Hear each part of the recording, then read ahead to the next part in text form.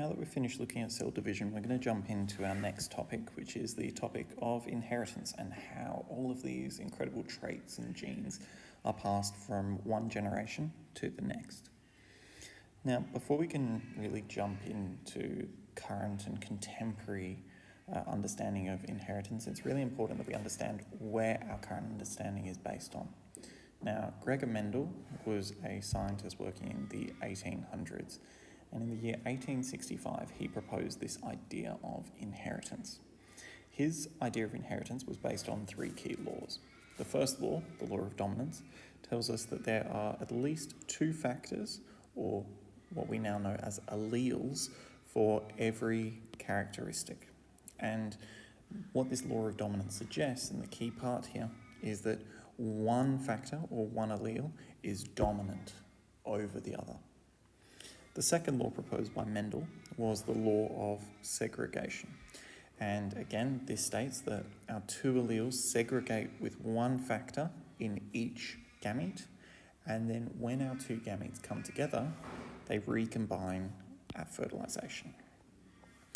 Our third law, the law of independent assortment, states that pairs of factors for one trait segregate independently of other traits when forming our reproductive cells. So in other words, inheriting one trait does not make you any more or less likely to inherit another trait. They all separate independently of one another.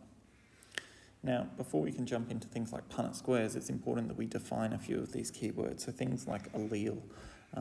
So let's jump down here and just go back to our basic definition for one of our really important topics, which was gene. So our current understanding is that a gene is a piece of DNA. It's found in a chromosome and it codes for a protein. Now, our genes, as they're commonly referred to, determine our inherited characteristics. So we might have a gene for blue eye colour or green eye colour. We might have a gene for large nose or small nose. The list goes on and on and on. Our second term, and our really important one for today, is this term allele, or as Mendel liked to refer to them, as factors. We, however, will know them as alleles. Now, alleles, very simply, are alternative forms of the same gene. So the example that I've included here is the ability to roll one's tongue. So tongue rolling, if you are a tongue roller and can roll your tongue, is a dominant trait. Okay, so tongue rolling is a dominant trait, and as such, we represent that with a capital letter. So in this case, we've picked the letter R. It does not matter which letter you pick when choosing letters for your alleles, but try to avoid letters like O or S, where the capital and the lowercase letter look identical to one another. So in this case, if you can roll your tongue, you have the dominant trait for tongue rolling. And if you can't roll your tongue, you must then be a non-tongue roller. And this is what we call a recessive trait. And we represent it with the same letter, but a lower case. So we can now look and see that we've got three different variations down the bottom.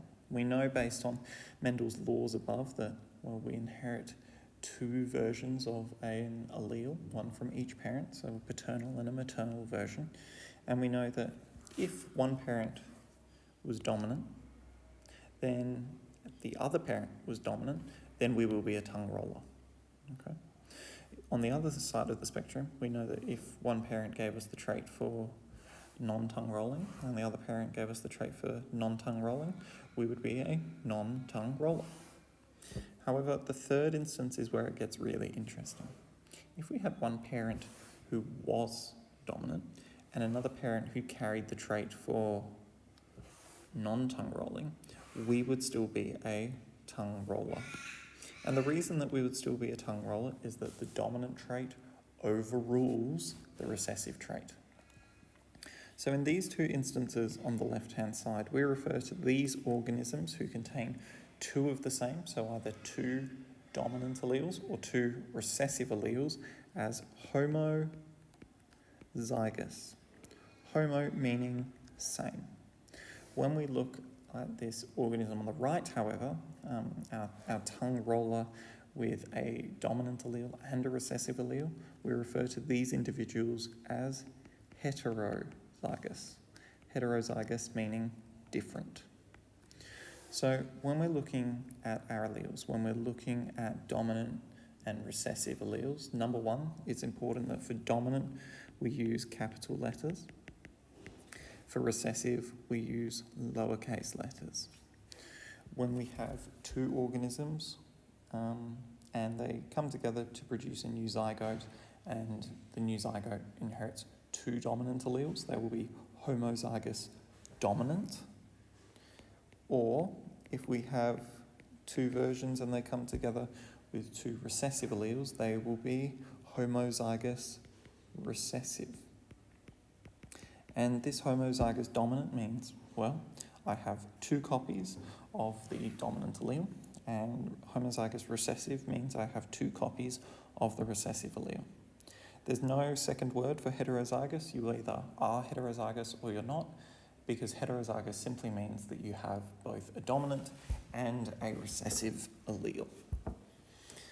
Up next, our next set of key terms, and we'll come back and we'll add them up the top, but it refers to our genotype and our phenotype. So I'm going to represent these in different colours here. So for our genotype, this is the set of alleles, one that you get from each parent, and this set of alleles is those that an organism has for a particular trait or protein. Okay, so it's telling us that we are going to produce something or not produce something.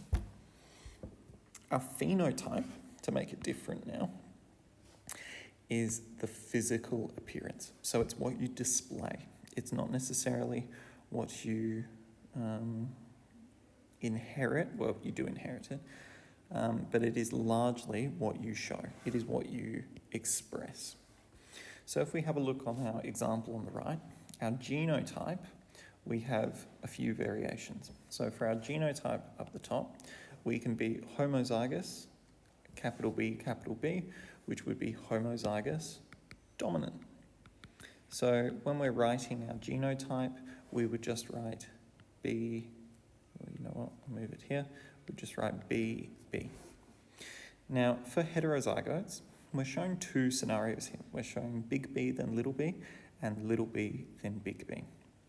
The way that we're going to write this for all scenarios involving heterozygotes is we always start with our dominant letter followed by our recessive letter. Or we always start with that capital, so big B, followed by little b. And in our last instance for our genotype, we have a homozygous individual, homozygous recessive, and so their genotype would be little b. Now the phenotype is translating all of this information and telling us what does BB, or capital B actually mean. And in this case, individuals with capital B will end up with normal wings. So we're looking at a fly here. Heterozygotes, so those with a capital B followed by a little b, will also end up with normal wings. The interesting thing here happens when we get two recessive alleles. When we're homozygous recessive in our genotype, the phenotype, however, is that we end up with wrinkled wings. So we get something slightly different here when we inherit two recessive alleles, or when flies inherit two recessive alleles. So now coming to this idea of recessive and dominant traits, it's really important that we define these properly. So let's start with our recessive traits. Recessive traits are those that are only expressed in the phenotype when they're presented with the same thing. And that comes back to this word that we've spoken about being homozygous. Recessive traits, as we can interpret if they can only be shown when paired with another recessive allele, are always masked by a dominant allele. And we always represent these with a lowercase letter. Dominant alleles, on the other hand, if I switch over to my blue now, dominant alleles are always expressed. If they're found in the phenotype, they will be expressed in the phenotype. And while our recessive are masked by dominant, our dominant, therefore, mask a recessive allele.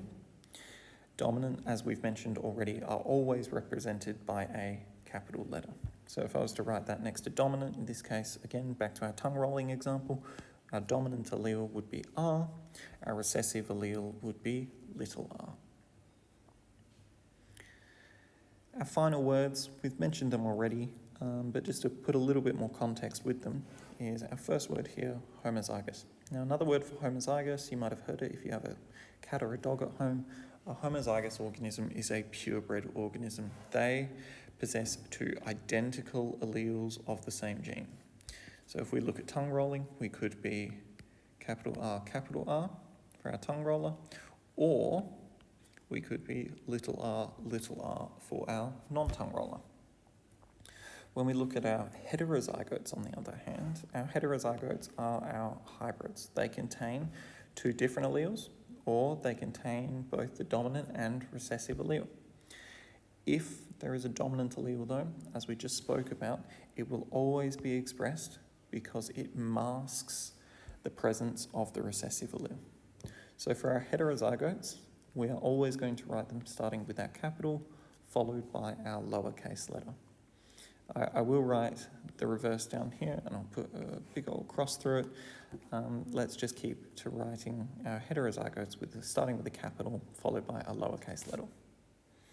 So this is where it starts to get interesting. This is where all the fun happens now, is with our Punnett square. Now, you've probably done Punnett squares before in year 10, but a Punnett square, very simply, is a diagram that shows us all of the possible combinations of alleles. That's what we're looking at. We're looking at the alleles to then have a look at different phenotypes. So in this allele here, we are looking at tall versus short allele. So people with the capital T are tall, they have the dominant allele. So if I highlight them here, capital T, capital T. And our second allele that we're going to be looking at here is our little t, and this is for our short allele.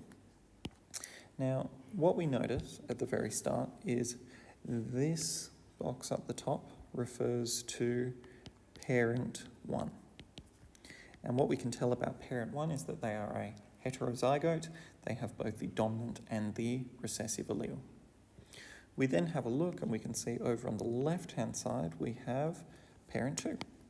And like parent 1, parent 2 is also a heterozygote. Now, what this means for us is that parent 1 and parent 2, when they exchange gametes, can have 4 possible options for this particular trait in their offspring. The first option is an organism which is homozygous dominant, TT. And if we have a look in our Punnett square, there's going to be a 25% chance of this organism occurring. Our next instance is going to be a heterozygote.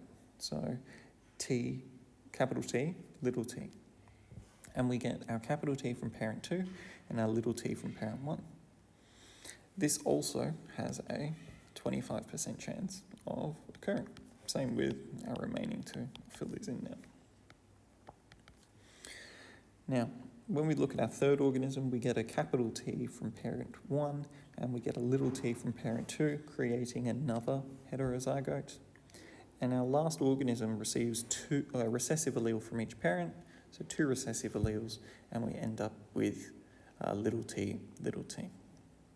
So what we want to use our Punnett square for is now telling our audience or our reader about the different ratios that we can find in the genotype and in the phenotype.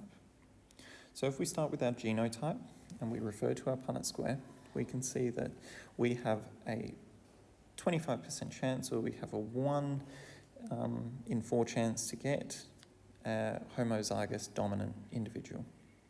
We then have 2 individuals, or the chance for 2 individuals, who have a heterozygous inheritance pattern, and our third option is we can get an individual with homozygous recessive genotype.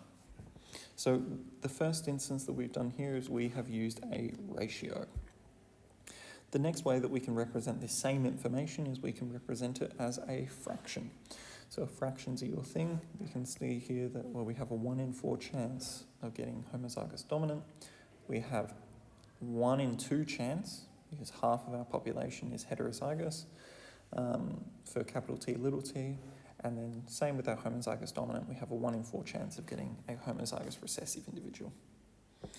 Our last way of representing, my favourite personally, is we can use a percentage to represent this. So we have a 25% chance of homozygous dominant, we have a 50% chance of heterozygote, and we have a 25% chance of homozygous recessive.